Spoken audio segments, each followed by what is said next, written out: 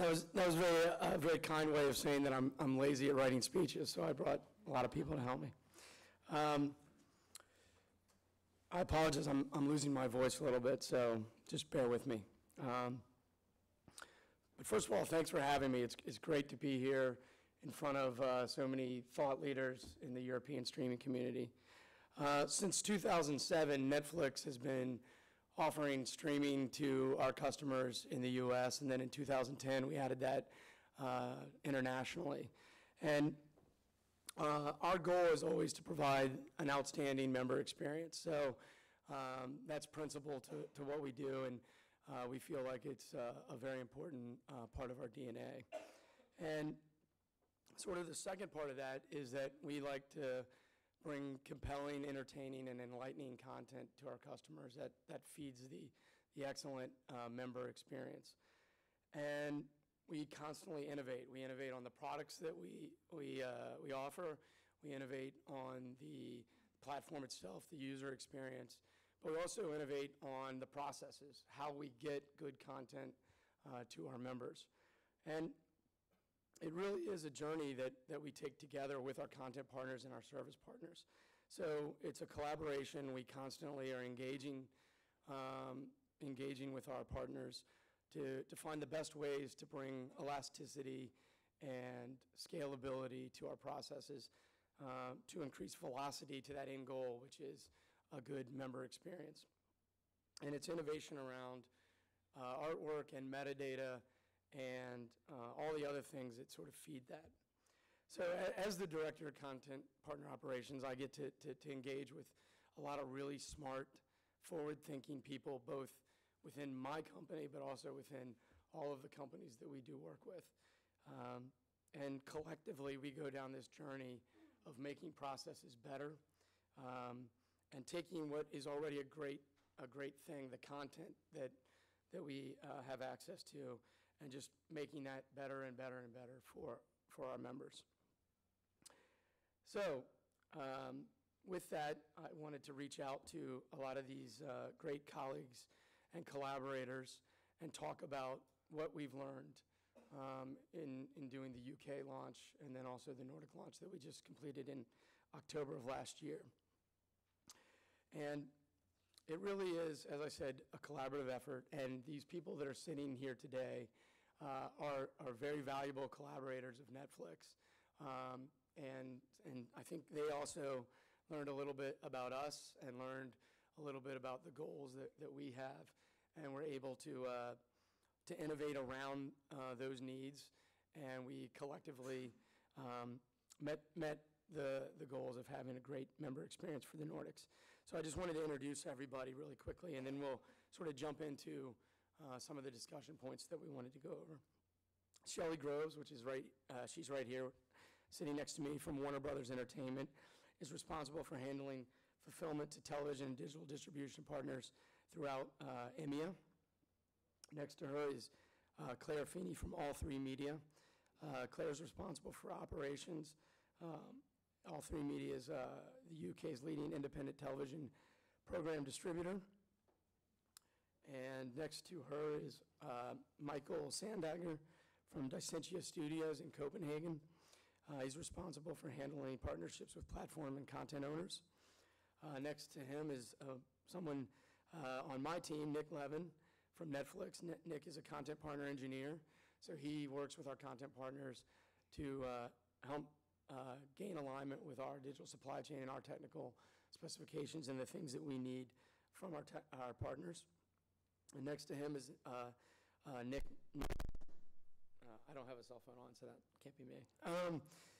Is Nick Nelson. We always bring two Nicks whenever we go abroad. That way, if one breaks down, we have another. Nick is responsible for all of the artwork that Netflix curates from our content owners, and then how that artwork is then deployed on our platform. Next to Nick is, Nick number two, is Jacob Hargaard from Nordisk Films. He's the head of Central Marketing and Strategic Partnerships, and is responsible for product management, consumer insights, and Nordic marketing priorities. Next to Jacob is Crystal Pham from Sony Pictures Entertainment. She's the Vice President of Client Operations, and she handles global fulfillment and domestic fulfillment for digital distribution for Sony Pictures Entertainment. And lastly, an old colleague of mine from a few careers ago, Clayton Dutton from Discovery Communications. Clayton is the Vice President of Broadcast, Post-Production, and VOD Operations. So basically, if it's a 1 or a 0 and it's a video, then it falls through Clayton. So with that, I'd like to go ahead and jump right in. And we're going to start off with putting Shelley in the hot seat. So one of the questions that we have is, how do you think that Netflix's entry into the European market has impacted supply chain? And what differences, or is it different, or how has it been different since we came in and started asking for things? Well, I think, certainly there's been a rapid expansion of VOD services over the last 5 or 6 years. And I think every content supplier has had to respond to that growth, at varying levels. From a Warner Brothers perspective, we started building a digital vault several years ago, and obviously our first intro into servicing the TVOD partners was really very different to traditional television broadcasters, because TVOD partners were requiring high volume, fast turnaround. So the introduction of the SVOD services, which is even greater volume, because obviously you're adding in television series, has been something that's been embraced within our existing workflows, but really pushed the demands and expectations, and certainly we've been able to leverage expanding what we've set up. And I think one of the other additional benefits has been a company like Netflix expanding into Europe has allowed us to take more of a proactive approach on harnessing all of our foreign language versions to be able to fulfill those demands, both dubbed and subtitled. Great. And Jacob, what do you think about that? It's very similar to us. I think that every time a new SVOD service is entering the market, it is different from TVOD, and the volumes are just so much bigger. So that is again challenging the workflows and the processes. But as mentioned, I mean, to have a digitized vault is very important. But again, it very often also requires that you look into new specs, ways of delivering, which can be challenging. So therefore, it's important to have a strong partner to work with, so you're not alone there. And I think that that's what we had with Netflix. So if I should give some credits back to you guys, it's support on the technical side, because it is a tough one. So, but otherwise, I agree on the areas that was mentioned. What do you think, Clayton? You're an American living in England now, so. Yeah, I think in terms of, for us, there's been a lot of talk in the industry about traditional broadcasters struggling with digital products, and I think that oversimplifies it a little bit. I think traditional broadcasters at scale struggle with anything new, bespoke, that doesn't fit in the factory mold, especially publicly traded companies, where digital supply chains within companies like my division within Discovery are challenged with doing things at scale. And we try to unify things to make it quick, efficient, and obviously cheap.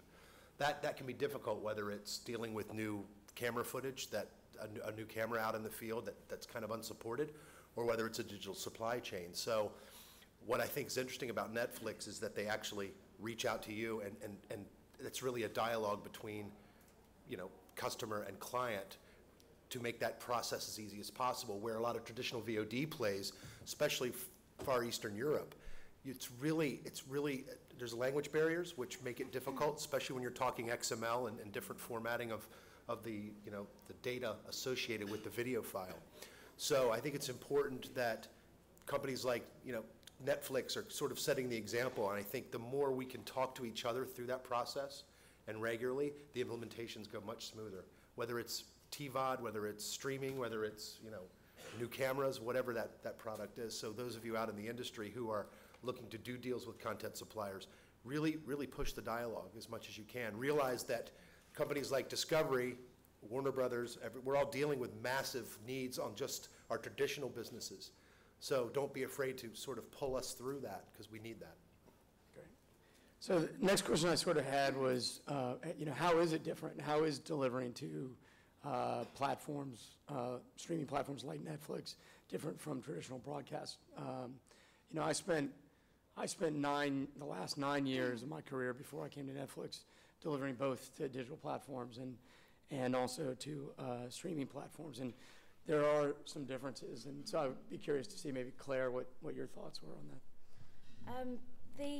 Delivering to traditional broadcasters is far easier than delivering to a digital platform, simply because you just give the assets to the broadcaster and they create everything themselves.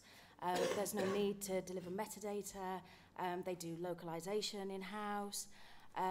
So really, from a distribution point of view, we're just a conduit and we just deliver and they get on with it. Delivering to the digital platforms is far more intense. It's, we're really having to get involved in creating editorial metadata. Our technical facility has to create all the technical metadata, deliver all of that, keep on top of deliveries, and also get to grips with all the different portals which all the different platforms are creating to make life easier. But at the minute, it's quite intense. Yeah. Crystal, what do you think of that? I definitely agree with Claire as far as the extra packaging that's required with the metadata, the artwork, trailers. Definitely with the reuse of the video for streaming media, figuring out what you can use as far as texted, non-subtitled, adding in asset component updates, things like that. And then I think the biggest difference is probably the volume. With TV, I think there's just a lower volume, but the volume and the timeline delivery, definitely a big difference. Yeah, we hear that from time to time.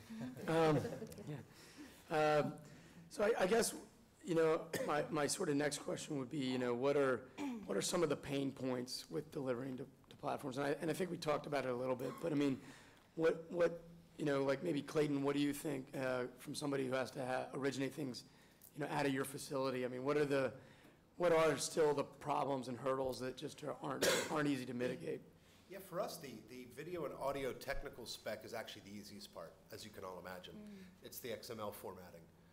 Especially, we find at Discovery, a lot of our affiliate partners at least, it's not enough to just sort of, in the US, we like to say we like to serve up the hamburger and then let you put the ketchup, mustard, whatever condiments you want on it. Europe is much different. They don't just want delivery on the affiliate side, they want it to propagate through their system seamlessly and land, so it's automated on their end. What's interesting about that is that oftentimes during implementation stages, we'll send XML test files. They'll run it through their system, and the first failure, they say it's failed, and that process stops. The first year in the business, we were scratching our heads. You'd send another file, and that problem was sorted. Somewhere down the chain, another failure would occur. So we really work with our partners now in front of that to say, test the entire XML schema, the formatting, everything about the file. Give us feedback based off of all of that so that we're not going through this sort of cycle churn. Some of our early implementations took us 6 months as a result of that issue, which was kind of painful. Yeah, and then I guess, Crystal, I'll go, not to stick on that end, but I mean, what are some of your pain points, you think? I think if you asked me a couple years ago, I would have had a longer list. But I think at this point, some of the things that could possibly be improved or current pain points, I already touched on with regards to the timelines and the volume. But definitely because we have to deliver so many different files, file formats, different standards as far as metadata, file naming, anything that, I think ultimately we want to automate as much as possible to support the volume. So anything that kind of takes us away from that automation, so like a manual file naming would definitely be a challenge.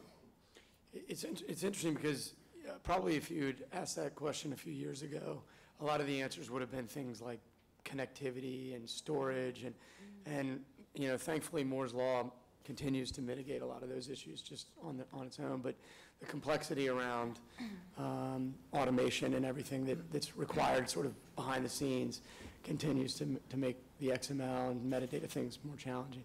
Claire, what do you think on that subject? Yeah, we have similar issues. Mainly, our I think our area is actually getting the contracts negotiated. Because, you know, we've got a delivery deadline, and until those contracts are signed and, you know, gone, we can't do anything. So we've got stuff sat waiting in the wings, but we can't even begin processing. So for me, the tiny window for delivery really is an issue about getting those contracts signed by a whole different department. Yeah, well, thankfully not Nothing to us. do with us. Yeah, right. What do you think, Charlie? I would agree with that. I mean, it does come down to the wire sometimes. I think what you tend to find is, from an operations standpoint, we're all talking, we're all getting ourselves ready, and then we have to wait for a green light. It's all about the sales and acquisitions. So I think that is, I guess I'd prefer to say rather than pain point challenge. So it's, you know, it's one of those things that I think will improve over time. And I would say also, you know, it's about coping with the volume, especially for a launch, because obviously if Netflix is going into a new market, they're going to have a target date. They want to have everything ready to go live on the service on that date, you know, within reason of what's available for their license period start. And that is so far and away different from how television broadcasters have operated over the years. And so to be able to meet that expectation, you learn every time there's a new launch, there's new pieces of information that you learn. You try to prepare way in advance, but sometimes you really are given just that short window. Yeah. So you have to find efficiencies to be able to deal with it. Michael, I'm curious to get your thoughts on what we as streaming platforms can do better. How can we make it easier to do fulfillment for us? Well, as one of the post houses that deliver to you, I think what's very difficult is the overview of that immense amount of content that we need to deliver very fast. And it's not only, you know, so the overview is very important, and then also for we've developed what we call a media cloud, which is, you know, the API integration with the different platforms are very important, because then you can validate everything, and you can get the metadata, you can get the artwork, you can get the XMLs easily, because it's prepackaged within the system.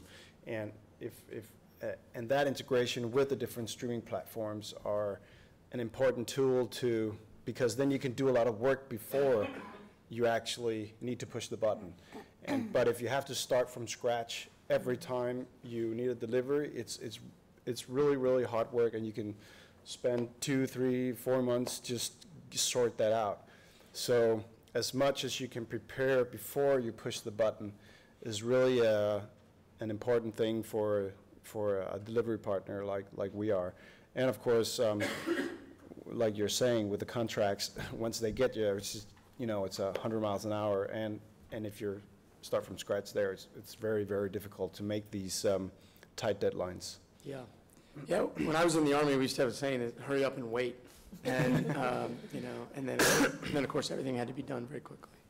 I guess, Clayton, I'd ask you the same question. What can we do better? What's on Clayton's wish list? You know what, after our Nordics implementation with you guys, we did a follow-up session with you here in London. I thought that was extremely valuable. I think also Netflix is doing some interesting things. Hope I can talk about escrow storage, yeah? You can, yeah. Good. I'm not going to get sued today. You can. And things like that. One of the things someone down the line spoke about, the time delay between signing the contract and then it gets signed and, oh, by the way, we need it tomorrow. Okay, so how do you deal with that? I think Netflix did something, you guys did something really innovative there. A way to sort of safely deliver known assets, even if you don't have a schedule, like Discovery, a company like Discovery, we're going to do Deadliest Catch, we're going to do Mythbusters, we all know it. Let's just call it what it is and stage the assets ready to go. That's a really compelling thing for us, because we can leverage our available transcoding valleys. We do a lot of trend analysis around our infrastructure, and leverage those valleys to go ahead and start prepping content for things we know are coming. TLC just launched in the UK. How long do you think it's going to be until we're doing digital assets for that? Well, we're already doing them. and we're storing them sort of offline in the back, knowing that someone's going to be asking for them. So I thought that was things like that, innovating, thinking about the traditional supply chain a little bit differently. And I think that's a nice thing that we're seeing in terms of the new generation coming up and digital products, is that you're getting a lot of non-traditional thinking, which is something we all need to be talking about. And there's no bad ideas here. We're sort of all making it up as we go along, aren't we? Yep, yeah, it's a journey. Yeah, just to give some context, that escrow storage is a service that we offer to content owners in advance of a deal being completely ratified, where effectively they have their own locker in the cloud, and they can do the manufacturing associated with the deliverables for a Netflix launch, and park those assets there and hold them indefinitely, and literally they have the key to the locker, and then when they're ready to release that into our digital supply chain, they can basically flip a button, and it allows them to take advantage of resource balancing in their infrastructure, as well as go ahead and get assets ready to go and vetted, and not have to have those on spinning disks within their own infrastructure. So that's, thanks for the call out on that. So anyways, I guess the other thing I was curious about is, and this is more I would ask for Nick and also Shelley. I'll let Nick start since he hasn't had a chance to speak yet. But what are the things that that can supply chain vendors can do? So people like Michael, he is next to you, so make sure you don't get too unkind. But what are the things that people who support supply chain can be doing better to help content partners be successful delivering to streaming platforms? I think it's very important for the service partners that Netflix has and that these content owners have to start thinking about ways they can help the content owners kind of organize their vault and create a digital vault, preferably a cloud-based digital vault that can then service Netflix and Hulu and iTunes and Amazon. And if you basically start with the concept of having an alpha video asset, and then you can synchronize all of your ancillary assets, as many languages as possible, as many subtitles as possible, to that alpha asset, then the service provider can basically deliver those assets to multiple platforms, and there's a high degree of consistency with the assets, and having them all sync up to each other is a huge step for the content partner that we have, for our studio partners. Then they can go to Netflix and say, hey, we already have all these assets and we have these languages, so if you want to launch into this territory, we know we have 700 hours of content that's already been prepped, it's synced, they can basically push a button and automate delivery to your specifications. So thinking along those lines, and then having that asset management system have a externally facing UI, so both Netflix and Warner Brothers or Sony Pictures can basically see that same information, so we can all basically come to terms on what assets we want very early in the pipeline. Yeah, and I will say that content owners increasingly with a very high velocity are moving towards that, where they have a great insight into what the assets they have, and even the assets that are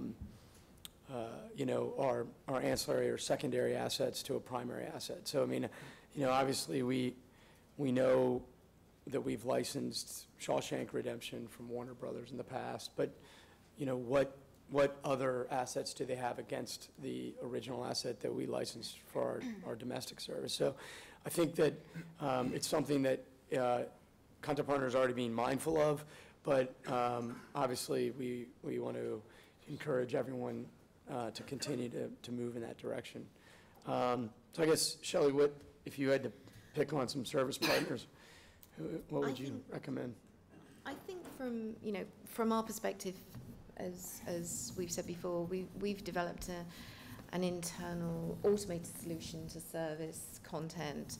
But I think where you do reach out to third-party vendors, I think it's important to develop interfaces so that there is visibility within one ecosystem, which I think is really the way forward that Netflix are looking to develop, because you know, we have so many pieces of information that are associated to the individual assets for one particular title, and I think to harness the information in one ecosystem that everybody then can tap into, relevant for the rights holder and the recipient, then I think that that's going to go a long way towards helping with efficiencies and streamlining our operational processes. Crystal, what do you think on that subject? I think definitely one of the challenges has always been QC, not to pick on the vendors, but really just overall. So anything that they can do to help streamline and automate that QC process would really help. Yeah, do you find the automated QCs and then a manual QC, like a combination of both, to be meaningful, or? Yeah, definitely both steps is very helpful, as well as what you guys are doing as far as just giving us that real-time information, as well as having the video available for us to look at. I think that's always been one of the challenges, is the communication back and forth, trying to figure out how to resolve the problems. This will definitely help make that more efficient. Yeah, just a few people are kind of alluding to it, so I'll just talk about it very briefly. But in May, we launched the partner portal, which is if you're a content partner or a service partner of Netflix, there's actually a central conduit or insight into our digital supply chain. So you have logins, it's all role-based, and you can actually log in and see where the assets that are particular to your offering on our service are available. So when something's been delivered, when something's scheduled to be delivered, when it's been ordered, and it really does a pretty good job of giving both content owners and service partners and also us in digital supply chain within Netflix a really good overview and insight into where everything is at any given time. So it's got things baked into it like automated QC logic and things like that, so that if there is a failure, that would be messaged back to the content owner and the service partner, and they could actually both look at the actual video and see where the problem is and have an understanding into it. So that's what a lot of them are sort of referencing to. And we actually did a technical away day yesterday with Netflix content owners and went over it in more detail, so it's probably fresh in everybody's head. So I guess I'll ask this question for Jacob initially, but what advantages or disadvantages do you think European content owners have maybe over U.S. content owners in terms of this market? Well, I cannot speak for all of Europe, but I think that one of the clear advantages that we have at Nordic Film is that we are used to deliver to more than one country. Another one is that in our, at Nordic we control all windows as well, which is a huge advantage for us as well, which means that we are very well prepared already in the first window, and it's mostly feature films that we are working with, so that's important. And how much do you think that having the theatrical part of that, where you're creating DCP files and things like that, how much does that inform that? I think what it does is that it helps, we have a lot of focus on high quality. That's essential for us. So having the whole theatrical window as well is just challenging us. And I mean, in order to kind of fulfill the quality requirements, where we put the bar really, really high towards our licenses, it's just that we are working in depth with all our source material from the start, which also means that we are prepared when we need to roll out the content in other windows. So it's basically from theatrical to free TV and SVOD and the windows in between those. Yeah. Claire, what do you think of that subject? I mean, I couldn't actually think of any advantages or disadvantages, to be honest. I think with all three, our bottom line really is just delivering the best service to everybody, regardless of what broadcaster, what country, platform, best service and best programs. Yeah. Good. So I guess, I'll ask this first to Nick Levin, but what types of best practices do you think are coming out of digital supply chain for for streaming versus broadcast? What are some of the things that, in general, are lessons that are learned and things that are being done differently? Well, I think moving away from a broadcast mentality where you're basically delivering a tape and moving into a digital platform delivery where you're delivering a multitude of assets. I mean, you almost want to think of it as you're delivering a Blu-ray disc, you know, many different pieces of information. So you have subtitles, you have dubbed audio, you have closed captioning, and you want to make sure that all of those assets, right, are synced to each other. So the concept of a package QC before delivery to Netflix. You don't want to just QC your video independently of the dubbed audio. You want to make sure that the dubbed audio is in sync with the video, that the levels are very similar. So if you have those assets QC'd at separate facilities, you know, you can have a significant difference in the audio levels of your Swedish audio versus your Danish audio. So really thinking about the end product is important. So you want to make sure that the member experience is going to be consistent throughout all the assets of that movie. And we've worked very hard to develop QC profiles and all the automated QC software, encoding profiles and all the major encoding software to make it very easy to deliver assets that will meet Netflix specifications. And you can then, in turn, deliver most of those assets to other platforms that accept similar file types that we do. Yeah, including Telestream, who's here today. So there actually is a Netflix profile in their product. So just to call it out. I'll add to that too. I mean, I think some of the best practices that we see in the industry are what everyone's alluding to, which is preemptive delivery, right? Preemptive assessment of the files or aggregation of those files, because we deal with such a high volume. And that's one of the biggest differences in our supply chain is figuring out how to get ahead of the curve and how to prepare these materials prior to the launch date or the window date. Yeah. Yeah, again, you can't overstate the importance of normalizing your library and really thinking about the fact that in a way, delivering to streaming platforms it's not in a way, it is way more complex. There's just a lot more that needs to happen to make it successful. And it almost becomes, technically speaking, the highest common denominator. And you can deliver if you can deliver successfully to streaming platforms, I think that it makes it a lot easier to deliver to broadcast platforms. I don't know. Does anybody disagree with that? No.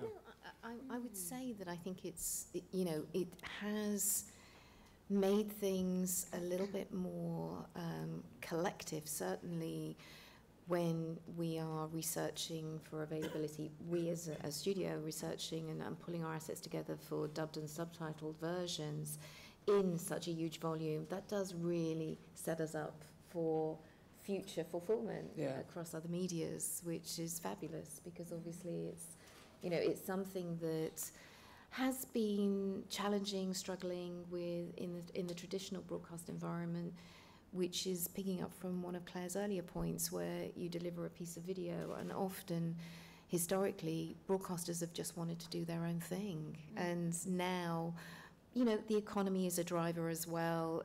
People have had to really look at what they've got left in their purse to be able to do their own localization or create their own subtitles with their chosen subtitling vendor. And this has really brought it to the fore where we've pulled together everything that we've created and we're now supplying it to the SVOD partner with a view to also then exploiting it for other medias as new deals are done. Yeah, great. Michael, what do you think of that? Well, I think, like we've heard across the table, that preparing your assets before you make the deal, pretty much, so you know that you have a deal to make, which is kind of what I can see happening with a Netflix launch, that the content owners are taking it seriously to prepare everything before, and I think that's very important to do that, and have the digital vault like we've discussed earlier, and of course doing the quality check very early in the stage is very important, and also to find that like Netflix has done, the preferred vendor program. Find that preferred vendor so you don't have to, again, start from scratch every time you do a deal. So you can start building up and create that partnership, which over the past few years, almost all have done, but there are still, of course, new territories that might not have been forced to do it yet, Yeah. which is something that is definitely to be considered. Okay. I'm going to ask the two Danes on the panel to speak to this next one, which is, you know, just generally speaking, how important is it to have good subtitling and good dubs to a member experience? Just more your own opinion, I guess. Very important. I think it is very important in order to secure the best possible user experience. I mean, English is well spoken, understood across the Nordics, so people will react to poor quality, that's for sure. So, and I think for our case, what we're doing is again, we are preparing all the subtitles in our first window. So, subtitles made for all 4 Nordic countries in one go. So every time we are doing a new deal, we don't have to run back and then say, okay, we're missing subtitles. So we're trying to cover it, and of course, quality is a massive focus on it. And also the localization of metadata and artwork is also important to, you know, also just the title, like you were saying, Shawshank Redemption has another title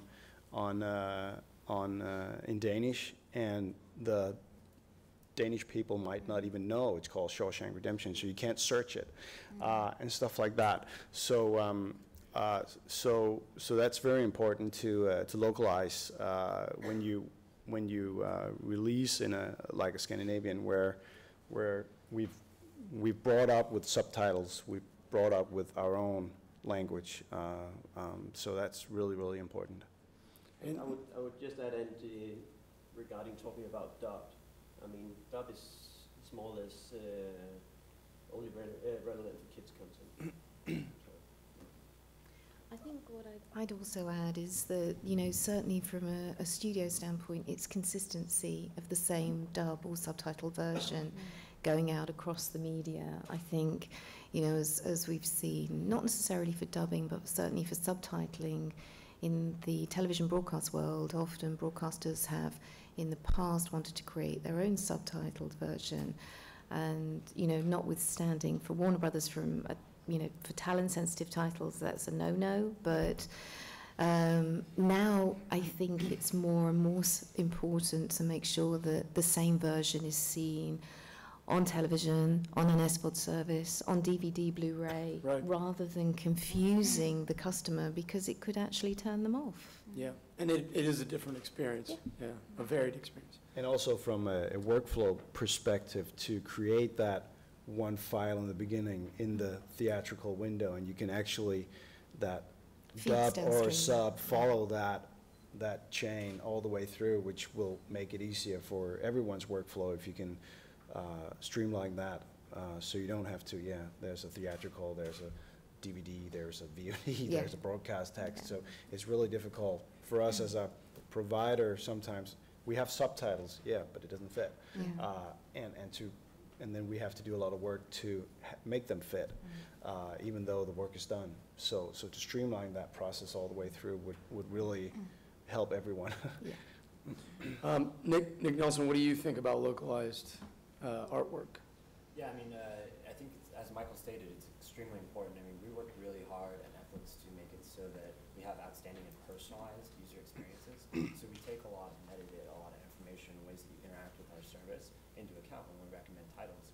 And if we're using that lower level information to find titles that are relevant to you, but then presenting it at a higher level with artwork that you don't recognize or titles that you don't understand, then all that effort is wasted because you can't interpret it at that visual level or that higher level on title. So the localization of the artwork is extremely important, not just on the actual title treatment in the artwork, but also the visual elements that can be localized. For example, you might have a particular cast member or person that's more recognizable in a Nordic country versus a European country. And so to have those subtleties baked into the artwork that you're presenting to the users is really important. In Scandinavia, there can be 4 different artworks, and subtitles, of course. So it's really, it's an important hard work to get there once you start working with the artwork or with the subtitles. But it's imperative to a good member experience. Of course, you can't find it if you don't recognize it. Yeah. And I think one of the hardest things too is this content's oftentimes distributed by various broadcasters or various content owners, and so artwork's sometimes created or titles are sometimes created while they're distributed to those territories, but there's not always an element of, I guess, cultural understanding when it's distributed. For example, if you have a domestic vendor in the US that's distributing something in the Nordics, they may not localize the title. That doesn't mean that it shouldn't be localized. That just means that they distribute it. So making that assessment when you figure out what you want the title to be or what you want the artwork to be able to make sure that it's culturally significant is really important as well. This is a question I'll ask for Crystal, but it's kind of a follow-on to that. I mean, how difficult is it to find subtitles, and what are the challenges with it, and what have you found to be sort of effective tactics to getting that stuff? Well, that is a good question for me. Definitely, I agree with everybody that having good subtitles is very important, and at Sony Pictures, something that we always strive for is having subtitles that were created in territory. So the first thing that we do is try to retrieve subtitles from theatrical or from broadcast. And I'm not going to beat a dead horse as far as timelines go, but definitely we try to get the information as early as possible to research in order to get the subtitles as early as possible. So yeah, that's something that's important, is just getting more time, because each territory is going to be different. There's different retrieval costs that are involved, and then just actually retrieving them, coming over, and then reformatting them. So any more time that we can get would be great. Sure. And Claire, what do you think on that subject? Well, I mean, historically, All3Media's business model has been to just deliver assets to the broadcasters. They then localize that version, so they create their dubbed version, their subtitles at their own expense, and they own them and they keep them. And since we were part of the Nordics launch, we attempted to retrieve some of these assets, and then there was, a license fee to get hold of that, and then who actually owned it, the broadcaster, the person who created the subtitles. So it was an absolute minefield for us. So going forward, the new strategy is for delivering to Netflix or another platform where subtitles or closed captions are required, we're just going to create them from scratch because it's far less painful and it actually would work out far cheaper, much more cost effective. And I mean, but I think going forward, we're kind of recognizing that the industry is changing. So perhaps we're going to look at retaining maybe VOD rights that we would give to broadcasters. And if we hold those rights back, we will deliver language versions. So kind of follow on from what the studios are doing more. Which, I mean, the studios have done this for years, haven't it? It's always been practice. Whereas we're much smaller and, yeah, so huge learning curve. So it's you really are changing. Excuse me. You really are changing your processes. Absolutely, yeah. It's been driven by these services. Yeah. So that kind of gets me to my last question, which I'll just start down at Clayton, and then we just have everybody kind of move down the line. But I mean, what is the inflection point, or when does it really sort of shift in terms of content owners and service partners, where delivering to streaming platforms is going to become the standard, and delivering to broadcast will be a part of that supply chain, but not necessarily what's driving it? I don't know, Clayton, it's tough for you because you're a broadcaster as well, so. Yeah, it's different. I think a documentary company like Discovery has different challenges from Sony or from, Warner Brothers, where there's a lot more probably legal around, the theatrical space than there is a documentary space. We also have the advantage of owning most of our content. So we create the sub files with a vendor, then we own that file, we keep that file. So accessing it's easier for us probably in that regard. I think in terms of how they're both lining up, I'm not going to say we're there, but we're not far. we think about streaming media as much as we do linear most days. It's still, from a revenue perspective, not even close. Linear is still by far the major driver of revenue in a company like Discovery. And our data show that's going to hold true probably for some years to come. But as a U.S. publicly traded company, we try to squeeze revenue out of every corner of our business. So certainly, as we learn to monetize the digital space, and I think companies like Netflix, we're doing good work there, it becomes very compelling for us and becomes more important. At the end of the day, it's about making money, isn't it? So the more revenue we can tie next to something, the easier it gets for us. And that's always the challenge for on a supply chain. I work within the supply chain of Discovery's universe.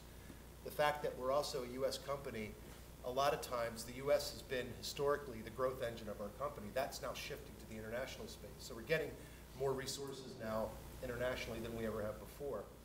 Spending that money wisely is the important bit. We try to be honest about what we're good at and really honest about what we're not good at, and then and partner with vendors to try to bridge those gaps where possible.